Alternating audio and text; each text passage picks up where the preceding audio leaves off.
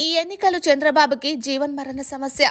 ఎట్టి పరిస్థితుల్లో గెలిచి తీరాలి. తెలుగుదేశం పార్టీని నిలబెట్టుకోవాలి.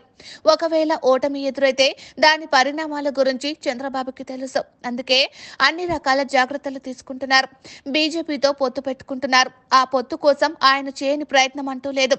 చివరికి కీలకమైన అసెంబ్లీ నియోజకవర్గాలతో పాటు పార్లమెంటు స్థానాలను సైతం వదులుకున్నారు. అయితే బీజేపీతో పొత్తు పెద్దగా వర్కౌట్ కావడం లేదని తెలుస్తోంది. ఇతర భాగస్వామ్య పార్టీలకు బీజేపీ అందిస్తున్న సహకారం టీడీపీ విషయానికి వచ్చేసరికి దక్కడం లేదన్న టాక్ వినిపిస్తోంది. నెల రోజుల కిందట ఎన్నికల ప్రచారానికి ప్రధాని మోదీ వచ్చారు. తర్వాత బీజేపీ అగ్రనేతలు జాడలేదు. ఎట్టకేలకు ఒకరిద్దరు నాయకులు వచ్చారంటే విరుద్ధ ప్రకటన చేసి తెలుగుదేశం పార్టీకి కోలుకోలేని దెబ్బతీశారు. తెలుగుదేశం పార్టీ ఆవిర్భావంతో మైనారిటీలు ఆ పార్టీకి వెన్నుదన్నగా నిలుస్తూ వచ్చారు. కానీ టీడీపీ ఎన్డీఏలో చేరటంతో మైనారిటీలు దూరమవుతూ వచ్చారు.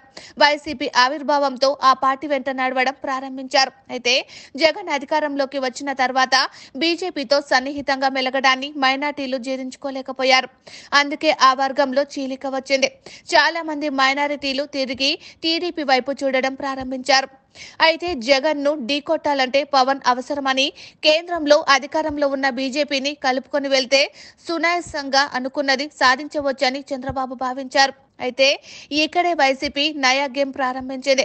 చంద్రబాబు ముస్లిం వ్యతిరేకి అని బీజేపీతో చేతులు కలిపారని ఎన్నికల్లో ప్రచారం చేస్తుంది. సరిగ్గా ఇటువంటి సమయంలోనే బీజేపీ జాతీయ నాయకులు పెరుగులాంటి వార్తను ప్రకటించారు. ఇటీవల కేంద్ర మంత్రి పీయూష్ గోయల్ చంద్రబాబుతో మర్యాదపూర్వకంగా సమావేశమయ్యారు. దాదాపు గంటకు పైగా చర్చించారు. అనంతరం మీడియాతో మాట్లాడారు. తాము ముస్లిం రిజర్వేషన్లకు వ్యతిరేకమని ప్రకటించారు. అయితే ఈ కీలక ప్రకటన చూసి చంద్రబాబు ఒక్కసారిగా షాక్ కి గురయ్యారు. కేవలం తాము ఎస్సీ, ఎస్టీ, బీసీ, ఓబీసీలకు మాత్రమే తాము అనుకూలమని గోయల్ స్పష్టం చేశారు. ముస్లింలకు రిజర్వేషన్లు ఇచ్చేది లేదని తేల్చి చెప్పారు. దీంతో చంద్రబాబుకు కొత్త టెన్షన్ ప్రారంభమైంది. టీడీపీ ఎన్డీఏలోకి చేరడంతో ముస్లింలు ఏకపక్షంగా వైసీపీ వైపు చేరారన్న సంకేతాలు వస్తున్నాయి. సరిగ్గా ఇటువంటి సమయంలోనే కేంద్ర మంత్రి చంద్రబాబుతో సమావేశం కావడం, అనంతరం మీడియాతో మాట్లాడుతూ ఈ కీలక వ్యాఖ్యలు చేయడంతో నష్టం తప్పదని చంద్రబాబు భావిస్తున్నారు.